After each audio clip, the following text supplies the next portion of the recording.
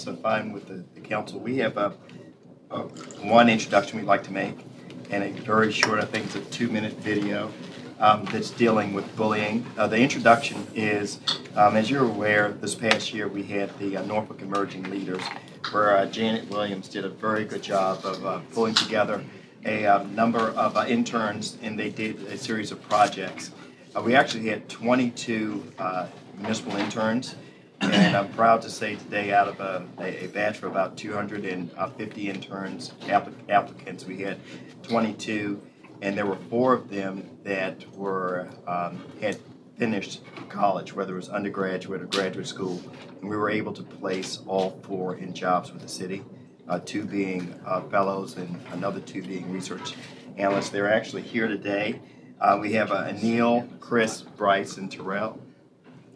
And I would like to mention that if it's fine with council, thank you so much, there's actually a public service announcement that they put together. Bryce was the head of that, and it's actually being used by Norfolk Public Schools for an anti-bullying campaign. So if we could just show that.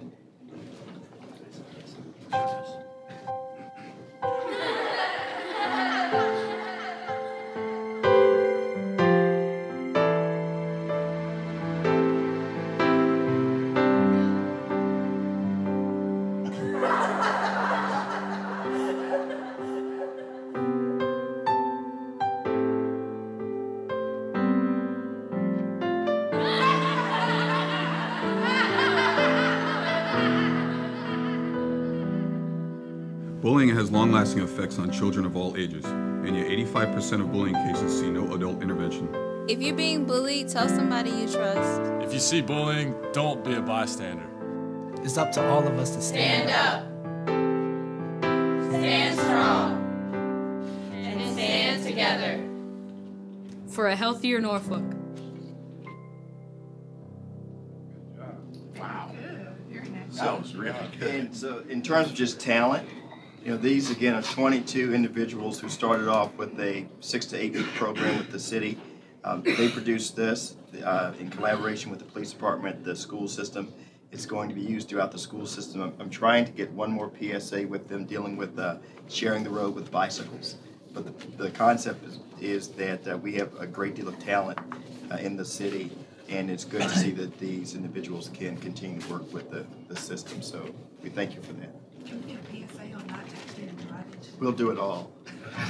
You guys need an agent? Get stuff for free. He's going to hire you to do his campaign. He's not going to do it for free. I guess the last thing I will say is they're represented by Norfolk State, ODU, Virginia Tech, and VCU. Excellent. So with that said, Mayor, I turn it back over to you. Okay, council interest. Andy, do you have anything? I had done a memo. I don't know if you all got it or not. I've done with the regional jail. Issues are coming up very quickly that are going to deal with financial issues for us that we'll have to vote upon. So the memo laid it out. I thought it was significant to get it to everybody to know what's coming down the road. Stanley was on that. Stanley does the numbers over there. I think everybody listens to Stanley when it comes to numbers over there. So it's good having Stanley there. That's all I had. Was that sent from you? It was something from When? It should be in your mail. Oh, it's a hard copy. It says from Andy. Yeah, we have it right here. Hard copy. No, I haven't gotten down that. Yeah. That's all I have.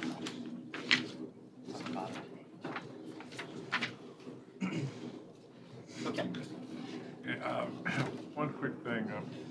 I know we talked at length last week about the taxes that we're refunding on the council level and why we're doing it, why we're having to do it. But I would just like to get an idea of the average for the last 5 years, whether we're in line. Maybe it says that somewhere, but I didn't see that. If there's been a spike, or whether what we're doing is in line with what we've done pretty close traditionally. I will say, Councilman Wynn, I know that there was a look back for at least 2 years, and I'm going to tell you one of the challenges, and if you don't already have the information, we'll get it to you. is that you may have a large refund from one entity that throws this off a bit. But we'll get you that information if you already don't have it. Okay. More important too, I mean, just to get some feel, I understand you could have a spike and it's a big refund. You can give them the exoneration numbers. Right. And that will give them a snapshot of, what's really taking place. Okay, the only other thing, and I know Marcus and I worked on the Shared Services Committee. What is our schedule to report out progress from administration? I know we're early on in the process, but are we going to try to do that at least quarterly?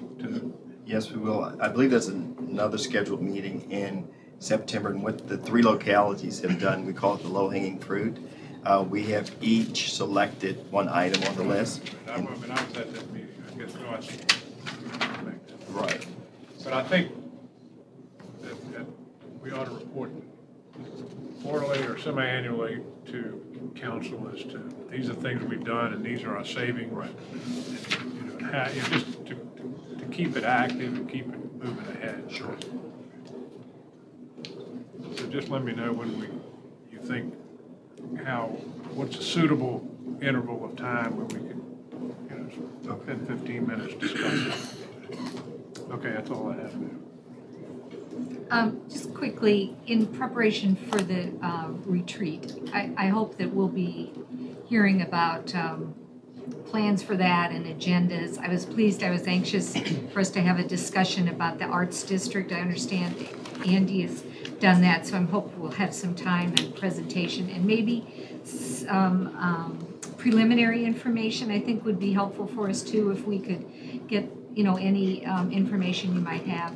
I'd also like to, I think many of you know, I'm very interested in changing our special exception procedures, and Frank and Ann have been very nice to meet with me, and we've talked about that, and we have some things that we'd like to present to council about that as kind of a preliminary start to changing the way we do that. So I'm hopeful that we'll have time at the retreat, if that's with everybody's agreement. I mean, I don't want to say this is what I want on the retreat, but I do think it's good for us all to have some input on what we might want to talk about. Okay, that's it. I don't like that. We'll vote later. I got a couple of things. One, I know we've had quite a bit of rain, but one of my concerns is that and Barclay said this some time ago, as a city, being able to maintain what we have, in our right-of-ways and our verges, in some areas of the city, I mean, we haven't gotten to yet. We got areas where the grass is 6 feet. I mean, I see vacant lots that the grass have truly grown. If you go right by the corner of Wilson Road and Indian River Road, the property that we bought there, the grass is about 5 feet. Now, for me, it's difficult to be able to write citations for citizens, but yet we're not. Who's policing us? And so I just think it's important that we're able to keep up with the common areas that we have that belong to the city. And I don't know if you have folks strategically looking at areas. I've said this once before, breaking the city down in areas where you have somebody that's just eyes out there. Not necessarily because we're chasing the dog's tail, but just to have eyes out there in those areas to be able to get that information back in that area, getting those areas cut. But I get a call there now and again. Well, you charge me X number of dollars for my grass being high, but the city's grass has been high for longer than mine. So there's no way to justify that. So I would just hope that we're coming into the fall, so we get some time to plan in terms of how we execute that going forward next spring and next summer. But that's a real critical issue as it relates to grass cutting. Mr. Vice Mayor, can I tell you some things are happening now, and I believe Wayne Green is heading up this. I believe for the first time, NRHA in the city, we've sat down at a table and we haven't said this is NRHA's parcels and this is the city's parcels. It's just grass. Excellent. So what we're doing now is we're just looking at every parcel and whatever people power we have in place, we're utilizing that to. And that's at the beginning stages, but it's been a very collaborative approach. And if that effort is not enough, then you also have contractors that you're using for nuisance abatement that are cutting grass for us. And so I would hope that we would look at all of the opportunities that we have before us and utilize everything within our toolbox to be able to combat this issue. Because again, when you go down major thoroughfares, some impressions, one impression is all you get, depending on what part of the city I'm in or visiting. And so I just think that's critical. Not to say that you're not doing a good job, Mr. Manager, but again, adding input. The second thing is we got a police chief. We have a superintendent. It is now time to get an economic development director. I mean, there's a lot of things happening in this city. Projects are going vertical, but still, I've said one or two people can't develop or meet the needs of all of the communities or the challenges that these communities have that are ripe and ready for development. And so for me, this is the time for us to be proactive in terms of looking to maximize our potential from a development standpoint, because materials are cheap right now, the price of materials are low, and interest rates are low. And so I always said you only have a window of opportunity to strike. And for me, I'll give you a prime example. We had talked about sometime, and this is just downtown, when we talked some time ago about bringing folk into this city.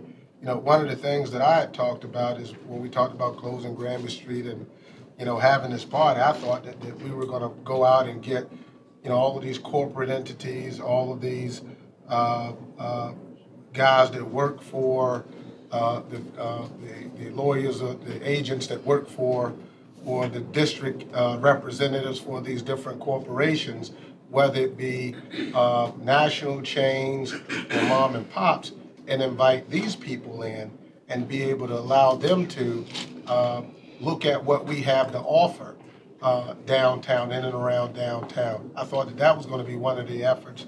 Again, just opening our front door and say, hey, we're open for business.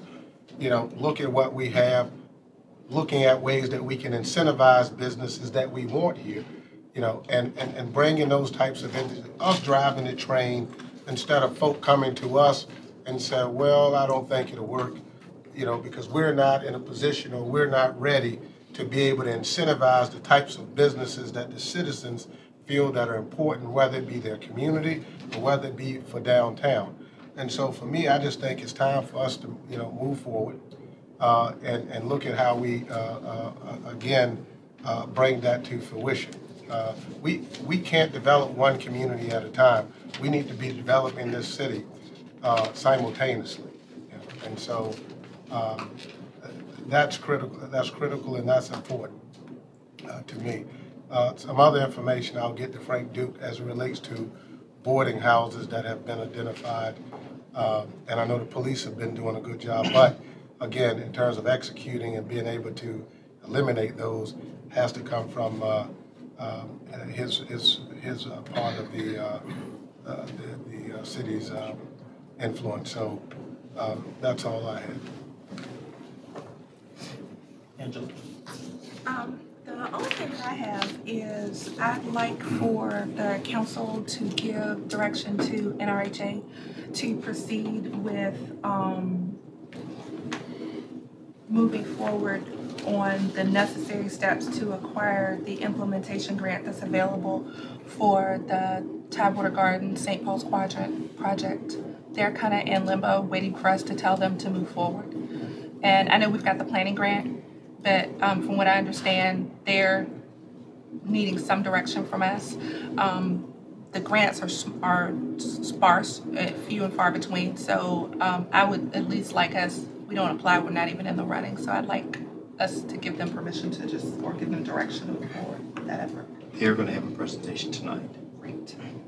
And it's, and you know, not to kill time, but it's more than just that. That grant would only move the units.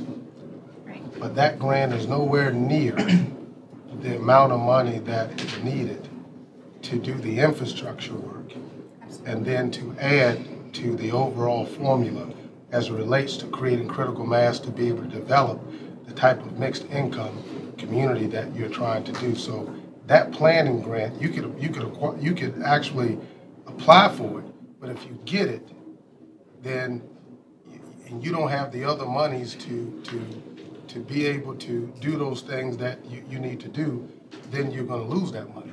We have the planning grant now, but No, we're I'm talking about the talking implementation grant. I'm talking about the monies in terms of, you're talking about the grant itself. That grant itself is not enough money to move and develop that community.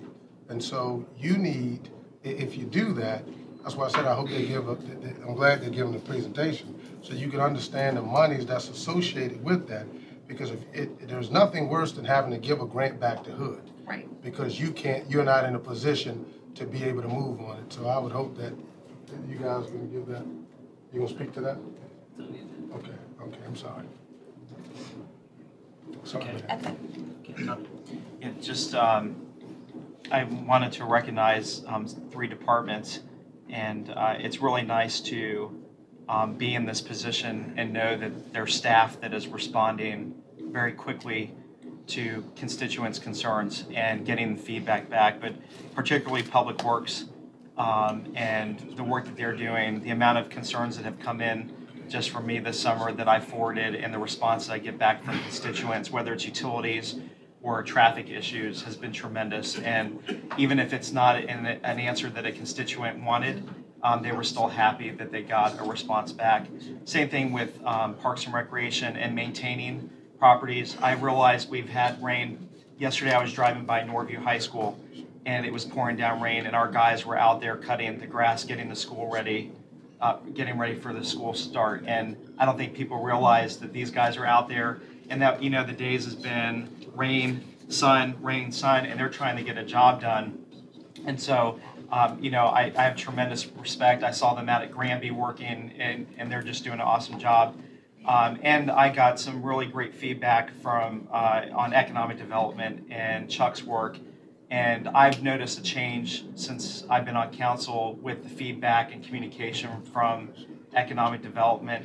Particularly, we had have a very kind of stubborn property owner in Ocean View that for the first time felt comfortable enough to come to the table and have a conversation. And although we might not get anything out of it, the fact that his response back was he thought it was a positive meeting, and this was from somebody who did not want to come downtown and drove downtown, I think is tremendous. And I know that I'm getting a lot of feedback and conversation as well with that. So thank you to those 3 departments. Maybe next meeting I'll recognize 3 more. I just can only do 3 this time. Finally, I sent an email to all council members with a letter that I drafted about Eagles. We're all getting hit with Eagles. I don't think there's anybody around this table who is concerned about the safety of passengers. The point of the letter, who is a concern, I'm sorry. I'm just thinking about this coffee. I haven't had any all day. And I've called Marcus 2 times to clarify a few things just so I had an understanding. I really didn't need to take on the Eagle issue. I have enough on my plate right now. But I thought that after reading a lot of the emails and doing some research, that this happened so quickly that I think that we missed out on some other options and presentations, not from your staff side. I think that this came down so hard from the FAA as a agreement to the Wildlife Management Group and the USDA that we've only looked at one approach, which is the nest removal. I'm a science teacher, and so I look at the science behind this, and after reading that there could be other resources out there that could help mitigate this. I'm asking that council doesn't have a vote in this.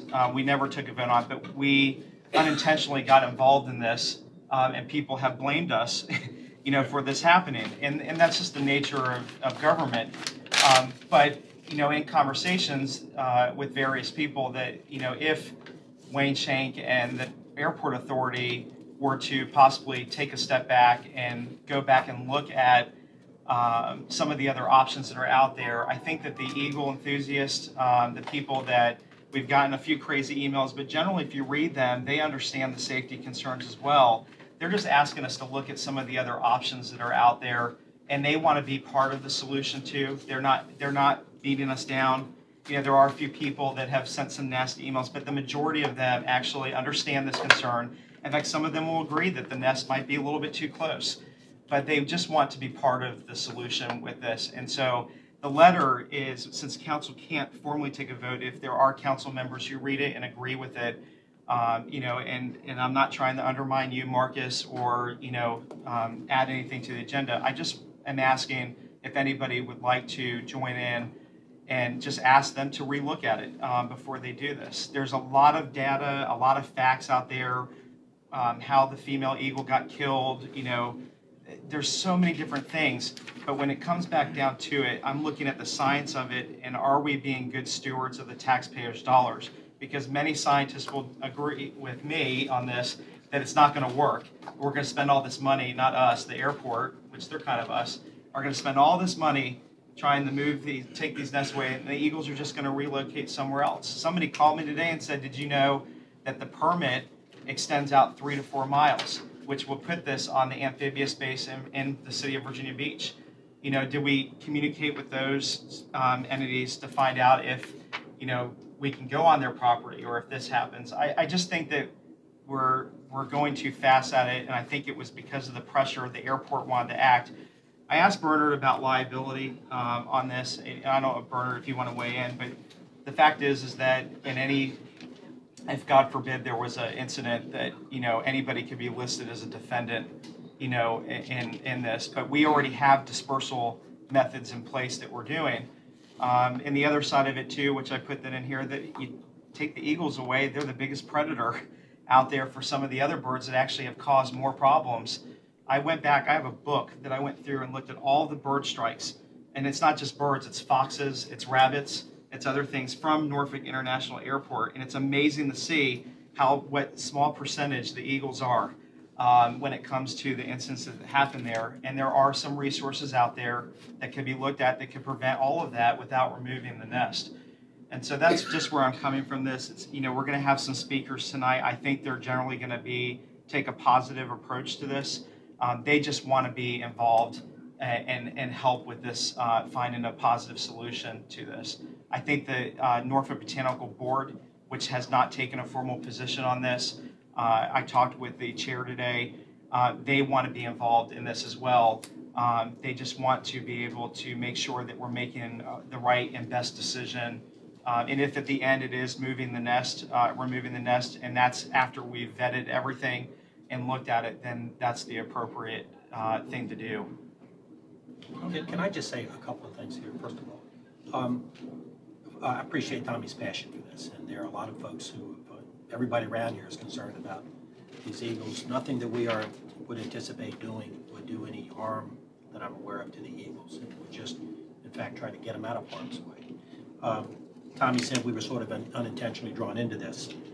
I think it was appropriate for the manager to brief us, to tell us the steps that he was taking about applying for this permit, and just very. I mean, we can argue among ourselves about what's the best thing to do. We can argue with experts, but when the federal and the state folks send you a letter, when we receive instructions from them to apply for a permit to move the nests because they consider it an extreme safety hazard, I don't know how you argue with that.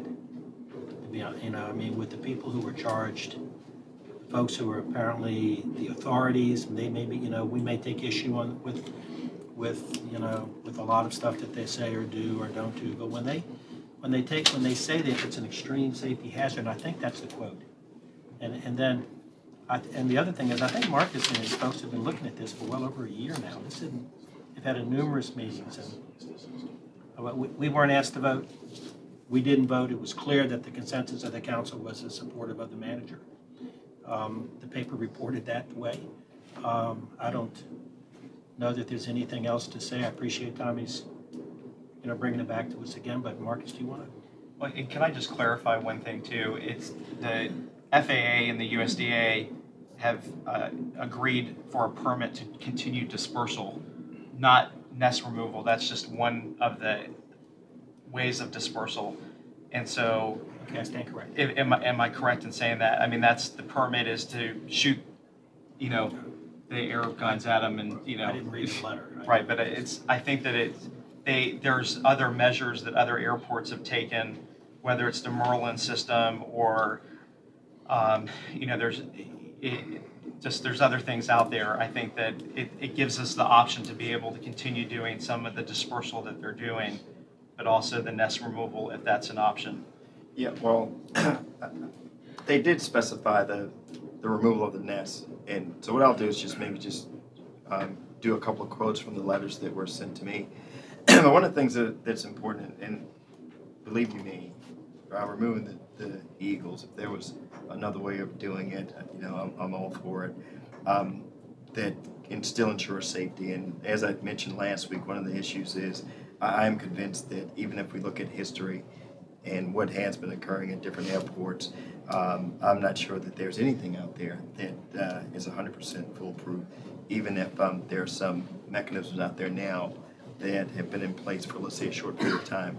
I think what's important is that if you go back to 2011, April 2011, when there was I guess another Eagle strike, there was a letter that was sent in May from the Airport Authority Director, which basically said that we need to evaluate the location of the nests and take whatever action you feel appropriate. That was a letter that was sent to the State's Department of Game and Inland Fisheries, and also to the U.S. Department of Fish and Wildlife Services. It was also copied to the Botanical Garden. So at that point, that more or less started this process. It's important that throughout this process, what was important that two things had to occur. One is that there needed to be a wildlife hazard assessment. And if that assessment suggests that there's an issue, then there would be a wildlife management plan. Over the next 9 months, there were 6 entities that were discussing this issue. It's the 2 that I just mentioned. It's the U.S. Department of Agricultural, Animal, and Plant Health Inspection Services, Wildlife Services, which was called Wildlife Services. It was the Federal Aviation Administration. It was the Norfolk Airport Authority, and the Botanical Garden. So for 9 months, there were a series of discussions, whether they were emails or face-to-face or ad hoc groups. There were discussions going on. And during that time, they reviewed the assessment.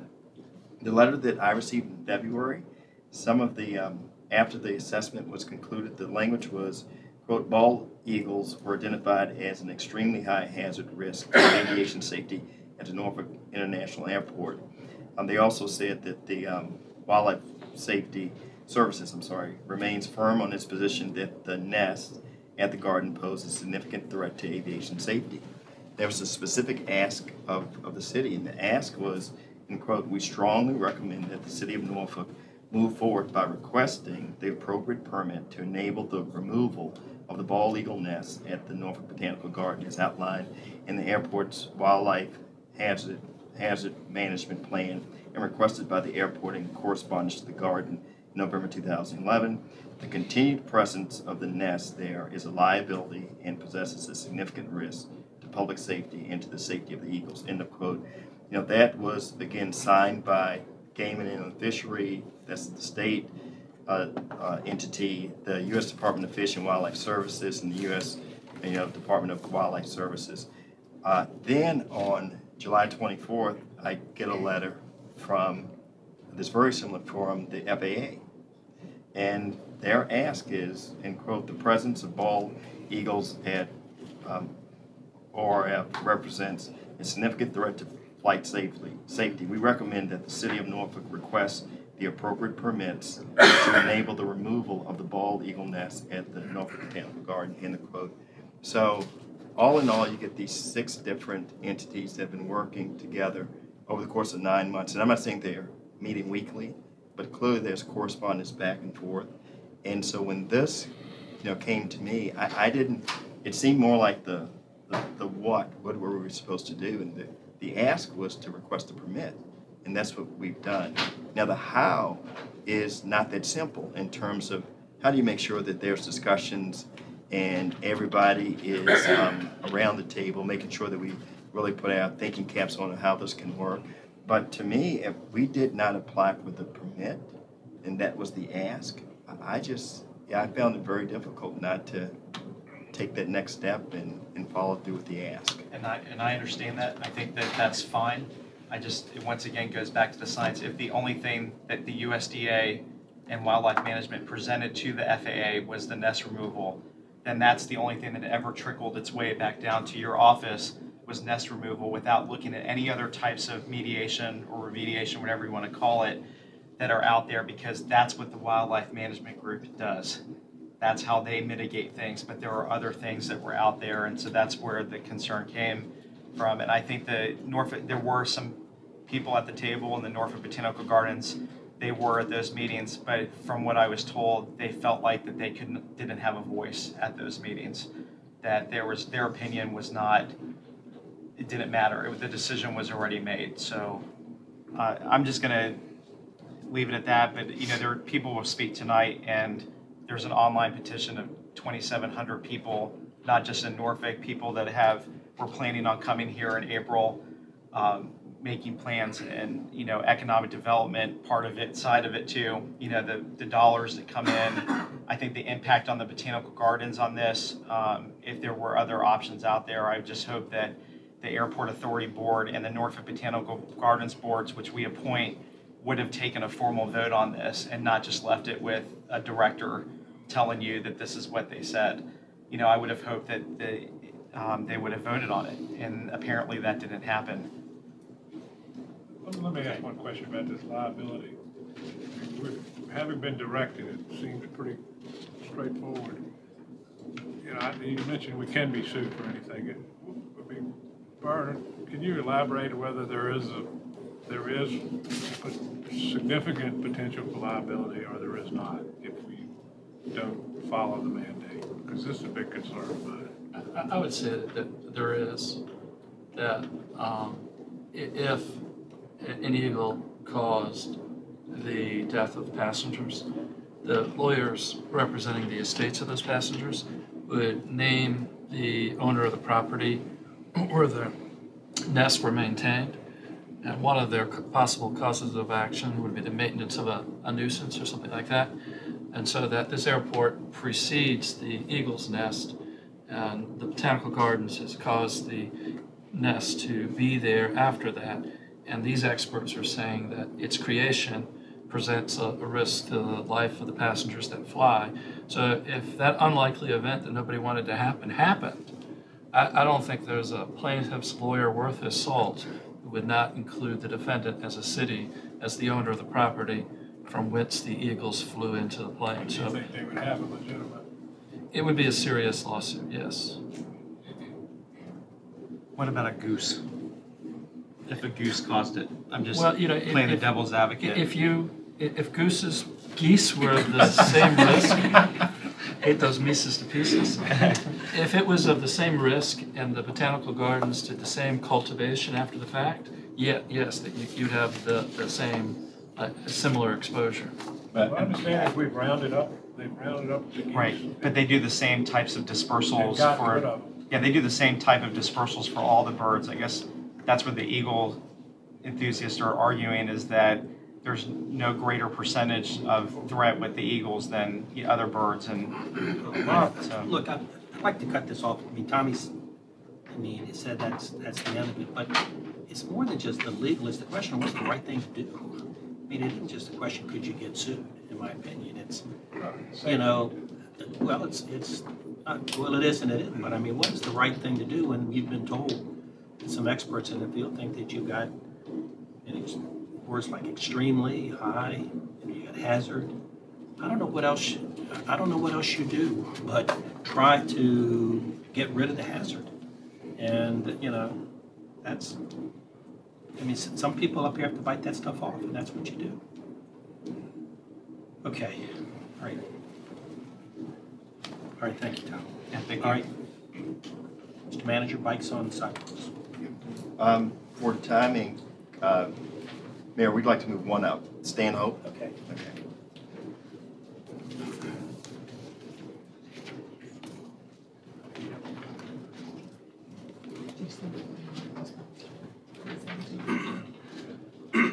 Good afternoon, or evening, I guess. I'd like to begin by saying this is a unique and creative program that is coming to fruition in finally after many, many months and lots of meetings between the city, Second Chances, and the community of Chesterfield Heights. And we have some of the people who've been meeting here in the audience, the diehards that have been to many, many meetings trying to make this happen. And I'd like to have them stand up if I could.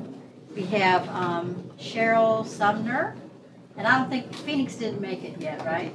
Her husband has also been meeting with us. Yvonne Jones from Chesterfield Heights and Doug Clemens have been coming to our meetings. And then we have Alfonso Albert from Garden of Hope, and Mara Lee, is she around somewhere? Mara Lee has been working with us this summer. It's our summer intern. So all of those folks have been working on this project to make it happen for us. And also Cynthia Thompson from Second Chances has been working with us, and she's not here this evening, couldn't make it. This is a very unique project. The Stanhope House was a boys' home that was then vacant for many, many years.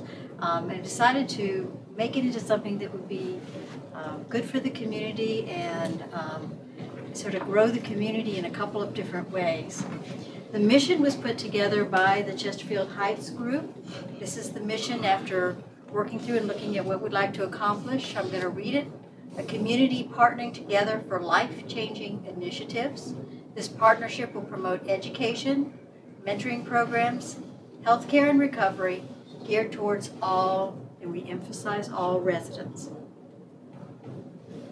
It's been a collaboration. We've been meeting together, the city, Chesterfield Heights, and Second Chances for several years to convert this former boys' home to something that is totally different. Chesterfield Heights would have a community center on the first floor, and the second floor would be a home for 12 nonviolent ex-offender women, similar to Harbor House, who are coming back and entering into society. The first floor is a kitchen, a dining room, a large community room, a couple of offices, and a fitness room. The Second Chances on the second floor is 6 residential bedrooms, 2 women per bedroom, a kitchen, a dining room, and a living room for them, and an office for the staff. We've been working on this for a while. The city has been very instrumental in using stimulus funds to rehab this 7,900 square foot building. We also purchased with CDBG money the 2 lots adjacent to it when they came up for sale.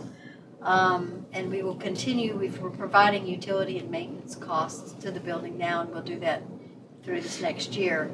Chesterfield Heights Civic Association is really excited about using volunteers and people out of the community to develop programming for the first floor. And they've talked about all kinds of programming for youth after school, seniors, fitness classes, how to manage your finances, culinary in the kitchen, all kinds of things in that first floor community room that they would operate themselves. This isn't a city operation. It's truly going to be operated by the community. Second Chances would provide for the supervision and all the services for the women on the second floor, which would include counseling, job readiness, substance abuse, and other services, actually working much like Harbor House does now for the men. The renovations that we have made to the building are almost to a close. We put a elevator shaft on the left-hand side of the building, if you're looking at it, so that the second floor would be ADA accessible. We have worked with green throughout. We said that when we got our stimulus funding that we would have green techniques in this building. Two of the major green things that we did was we replaced all the windows so that they they're insulated, and we also replaced the heating and cooling system, which was in bad shape, and now we have one that's very efficient for the building. We have gotten to the point now of really outfitting the inside of the building. The downstairs, some of the CDBG money is going to be buying some of the furniture for the community room downstairs. The community is contributing also to some of the outfitting of the downstairs. The upstairs for the Second Chances women, we are going to be going to the Hampton Roads Community Foundation to see if they can contribute to help us in outfitting the furnishings for the second floor. Alfonso is putting that together, and we're going to be going in another week or so, I think, week or two. We will be coming back to you in the future with leases, a lease for the first floor with the Chesterfield Heights, their CDC, and then with Garden of Hope for with Second Chances on the second floor. Our next thing will be to furnish the building and then to move in. It's a very innovative, different kind of approach, and we're having a lot of partnering going on within this project. So it's the city, and then it's the two occupants of the building, both partnering with the city, but Paul's partnering with each other, and then partnering with their own constituencies back into the neighborhood, back into the neighborhood in many ways. Questions? Questions?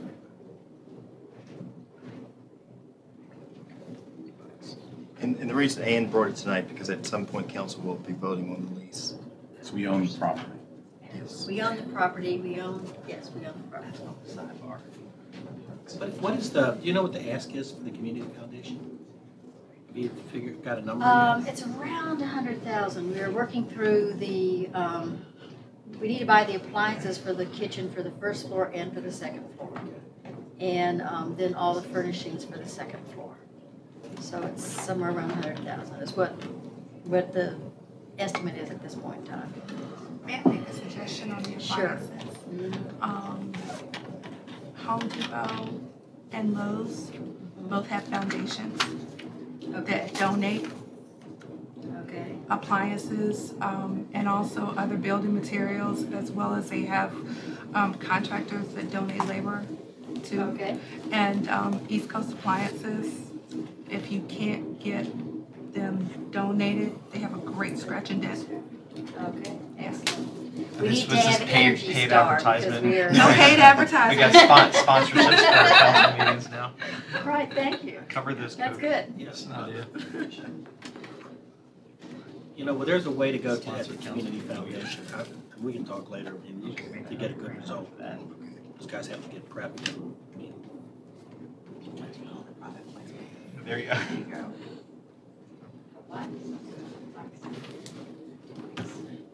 Sorry, I'm up for bikes too. I saw that email. I'd like to bring parking spaces with a bike. We're also bringing to you tonight an ordinance on bikes on sidewalks. So I'm going to go through that as a walk up to tonight's consideration. We've got healthy Norfolk happening all around us, and this is one of those things that will help us with Healthy Norfolk. The staff was asked to look into eliminating our bicycle registration and to also allow people to ride their bikes on sidewalks throughout the city, which is not allowed presently. So we have had for a while a staff technical advisory committee, and this went to that committee. They made some recommendations, and those recommendations went for discussion to the council HEF committee, Health, Education, and Families Committee. The council then appointed the Bicycle and Pedestrian Trails Commission, so those recommendations were also taken to that commission for their consideration, and those commission's comments are now in the ordinance that you'll be looking at this evening. In terms of that means that the the changes that were recommended by one of the commissioner members have been incorporated in the ordinance? Yes, there's, in this ordinance, and they have also said that they are, you'll see at the end, they're also having a retreat, I think it's in September, to come back with other things they want to bring back to council for discussion, so But not specifically to this ordinance? Correct. Did the commission see the changes that you all made in this ordinance after their recommendations were made? Yes. It's been to the commission, yes. After it's been changed? After it's been changed. They agree with, this is the concerning the registrations of the bicycles. They agree with the elimination of the requirement. The police department would still like to encourage people to register their bicycles so that if they find a bicycle somewhere, they can try to get it back to the owner. The commission, though, would like to, that's why commission would like to explore further, and they will be doing that, the issue of abandoned vehicles and how you can get abandoned vehicles. First of all, how you can identify them as being abandoned or not, and then how you can get them back to their owners. So they will be coming back after they have more discussion on that. And I think Dr. Whibley's question, as it was to me earlier, the commission had a number of recommendations. All of those recommendations are not Correct, in this they're ordinance. But some of them. But some are, But yes. some are. They support the ones that are here, but there's more that will be coming to you that are not in this ordinance. This But is, do those ideas pertain to riding bikes on sidewalks? no.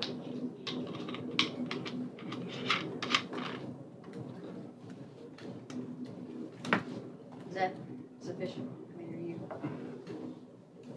She still has a question mark on her face. Do you know? There's something new. I felt that, I'm content if we looked at what the recommendations of one of the commissioners was to changing this ordinance to make it a little stronger. I'm pleased that you looked at that. I would have liked to have had the revised ordinance then vetted again, but I know this is important to push ahead, so I'm okay on this. I'm hoping, though, in the future, that's how this commission will be used, to actually be looking at recommendations for changes. We kind of caught this in the middle because this was coming through and then the commission got appointed. So Right. we tried to go back and make sure to incorporate them into this. But from now on, they're commission, they're going to have their own meeting, they're going to identify the issues that they want to address and the ones that they want to come back to you with. So now we're getting in the right sequence. Good, thank you. The commission members did support allowing the bicycles on the sidewalks, even though they realize that that may present some safety concerns. So we have some sort of caveats around having bicycles on sidewalks. Bicycles on sidewalks would be prohibited in pedestrian-heavy areas and areas that are supposed to be pedestrian-friendly. Bikes would be allowed on sidewalks in other areas of the city, so people could traverse the city on sidewalks. People would be, by this ordinance, required to use bike lanes if they're available, except for if adults are riding with their small children, then they could ride on the sidewalks to keep the kids as far away from traffic as possible. Ann? Yes. How do you define a pedestrian-friendly I'm area? getting there. Okay, sorry. You didn't give one to them. I understand. The pedestrian, so the places where you could not ride a bike on a sidewalk, you'd be able to ride at other places, are in the downtown business district and the pedestrian overlay district. So that is 21st and Collie, 35th Street, Riverview, Broad Creek, and 5 Points. So those areas you would not be able to ride bicycles on sidewalks. Of course, you could still you could still ride them on the street, or you could walk them on a sidewalk. So you could Yeah, but you just can't ride them on the sidewalk because a lot of those sidewalks are very congested. We got golf carts, don't worry. You can have golf carts. There would not be any motorized vehicles on sidewalks. And we already talked about using the bike lane. When you said sidewalk, you're talking about the sidewalks between the verge and yes. homes, but not sidewalks like in the park. Like, for example, we got a linear park that has a width, a band about 6 feet. Where you can ride. Where you can ride. Yeah. So that won't be prohibited there, would it? Correct, it would not. Okay. This is where it would be permitted. This is an Right, that's example the of where it would be verge permitted. sidewalk. This is the sidewalk. Right. And they would be allowed to ride a bicycle on that sidewalk. They have to yield to pedestrians. This isn't in a commercial overlay district. This isn't in the downtown. So they would be allowed to ride on sidewalks like this. This is where they would not be allowed to ride. This one happens to be on Collie, but it's very congested on the sidewalk, and so riding a bicycle here would not be allowed. So the recommendations are to adopt the ordinance that is before you this evening. As we get more bike friendly and we go through bicycling in the city, we'll come back and revisit the policy. We may have other code changes that will be recommended by the commission. We fully expect that, and that will come forward to you. They're going to be having their planning session in September and identifying the issues that will be coming back to you. And we'll work with them also on educating people, if this passes, about what the bicycle ordinance is all about and where you can and cannot ride. And then as we also determine what infrastructure improvements need to be made for bicycles, we'll come back and inform you of that as well. I'm just curious, do we have any data that shows how many people have been issued tickets for riding their bikes? None ever. Right, I mean, it's there, so we're just, No, Well, I we think- don't. right, we're just kind of making this something that's already Andy happening. represents a Yeah. specialized. Well, it is interesting you say that because you can have a civil case where somebody is riding a bicycle on a sidewalk where it's appropriate by this ordinance, the new ordinance, and he be treated like a pedestrian.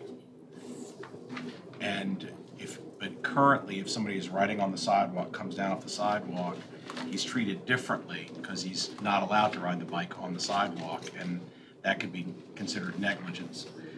And this came up in a particular legal case, in a civil case. So it does have certain ramifications in civil liability, not for the city, but for motorists and for others. Doesn't obviate the defensive lookout that's required by any pedestrian or by any bicyclist.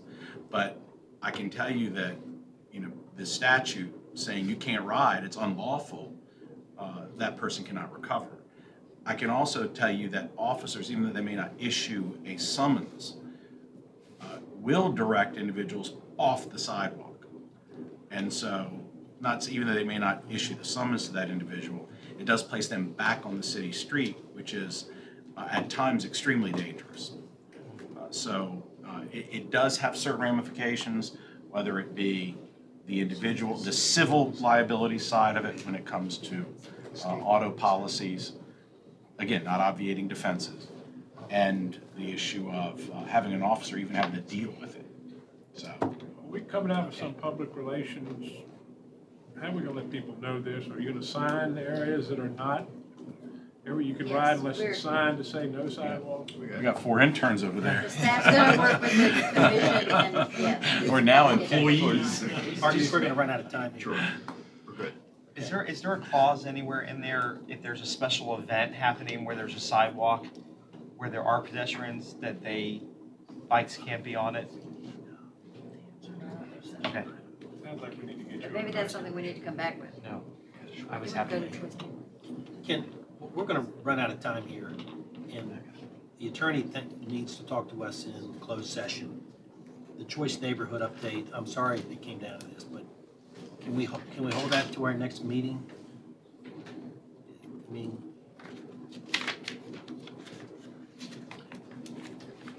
Cheryl, I'm You sorry. wouldn't have missed this for anything, would you? Yeah. Work 24 hours a day, 7 days I know, a week. I know. I hate to. But we're gonna run out of time, I promise you. And we've only got 10 or 15 minutes. Yeah, please. You know, at some point, we need to talk about kids skateboarding in the streets. Our police officers just telling them, please, get out the street. On the steps and on the coping. Mr. Mayor. Dan? Move the members of council assembling closed meeting on August 28, 2012 at 6:45 p.m. The purpose set out in Clause 7 of the Virginia Freedom of